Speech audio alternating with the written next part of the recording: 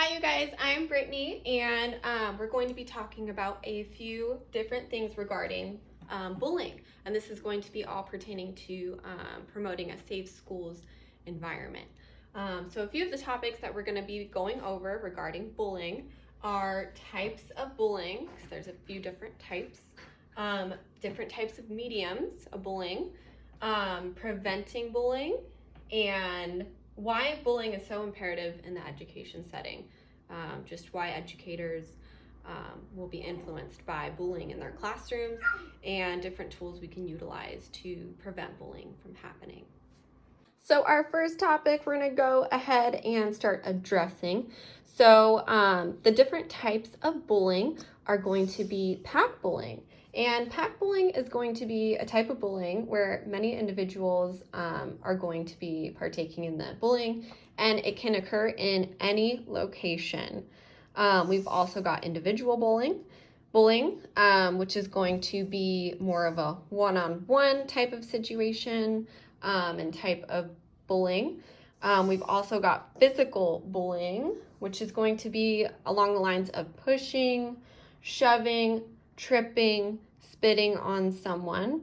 And we've also got emotional bullying, where there is no physical aspect to this type of bullying. And it's going to be more along the lines of teasing or derogatory types of remarks. So those are all the different types of bullying. So now we're going to be addressing our second topic, which is going to be mediums of bullying, and that's just kind of ways students or children can bully other students, and that can be in the form of two different forms or formats. It can be online or cyberbullying. So that's going to take the place of online in some way, some shape or form. And that can apply to the educational setting because students can come to school and feel threatened by something going on at home or something going on online, and it may kind of like keep them from focusing on the material that's being taught. Them constantly feel insecure in the educational setting. Those are different types of ways that a medium can be applied to the educational setting. Another way that kids or students can be bullied is in person. So that's pretty self-explanatory. It's going to be in person from one student to another, where that again can occur in any location. So that could be at home, that can be in the classroom, that can be out on the playground. So there's anywhere that in-person bullying can happen. So those are both two ways that mediums of bullying can happen, and ways that it can be applied in the educational setting. So now we're moving on to our third topic of bullying, which is going to be preventative measures, and how we go ahead and the different types of preventative measures we can take as educators to prevent bullying. So one of our first preventative measures that we can do as an educator are to model correct behavior. So that can be making sure that you model polite behaviors and explicitly state to students how to speak to one another, what's acceptable in the classroom as far as communicating between students, and making sure that you as the educator always facilitate this type of communication between yourself and your students. Teaching classroom activities is another way you can incorporate preventative measures to make sure that bullying is not happening in your classroom. So what you can do is create different lessons that incorporate bullying into the lessons, and just so students get a better understanding of how to interact with other students, and just a better understanding of bullying in general.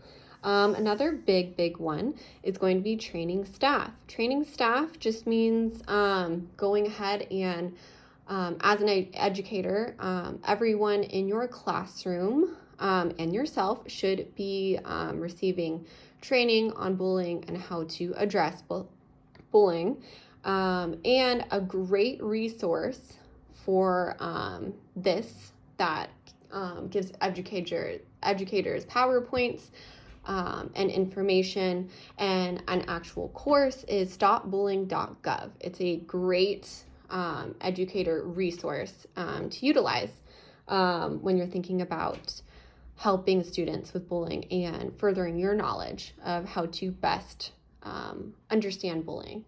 And the last one is going to be open communication. Make sure that you and your students have open communication between yourself and your students, just to make sure that they understand that you are always there in case any incidences occur, and just making sure that they feel supported in this academic setting, and making sure that you openly communicate what is acceptable for communicating between students and what isn't. So those are a few of the preventative measures regarding bullying. Hello, we're going to be going ahead and talking about the fourth topic, which is why bullying is imperative in the educational setting, and why educators should understand it and how to prevent it, and why it's overall imperative in the academic setting for educators. So I actually pulled up this study, and this study will be referenced in the link provided below. And what it found was that bullying, the victims as well as bullies, were defended by their in-group members. So as educators, it's important to understand how whole group attitudes can influence students within the group, and how students who are within the group are going to defend bullying students and the victims. So it's just important to understand how to facilitate a good communication, open communication between yourself and the students, to understand what behaviors are appropriate in the academic setting and which aren't with students in the class, and how to go about understanding what is beneficial for the educator and what's beneficial for the students with how they communicate with one another. So it's important to understand that whole group aspect and how it influences bullying specific individuals.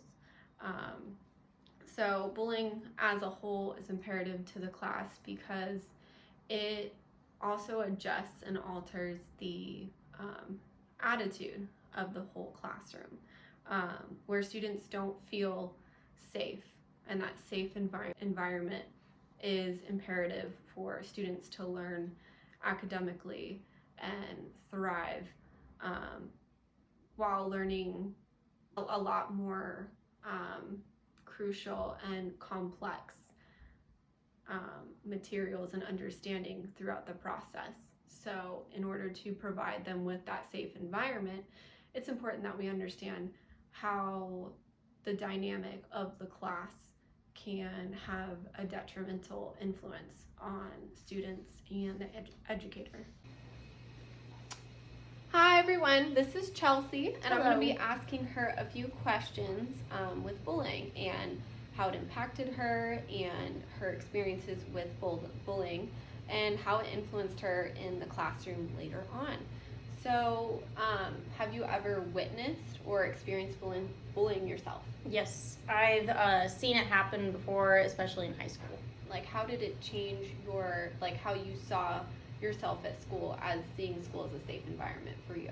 It definitely opened my eyes to make sure to not be that person, and that made me want to invite that kid over to me to make sure that he felt safe too. From your teacher, how did your teacher help you understand how to communicate with other students in your class? Go about coming up with communication strategies to help the students in your class understand how it's appropriate to communicate between all students. They do a lot of different kind of exercises to make sure that we're communicating, and different kind of groupings and everything, just to make sure that everyone is familiar with each other and everyone is working together, and it really helps everyone understand everyone's point of views and get along a lot better. And so I think it's a really good way for everyone to come together and get along. Okay, perfect. Well, thank you so much for talking with me. Of course. And so that's a personal experience of bullying and how it applies in the academic setting.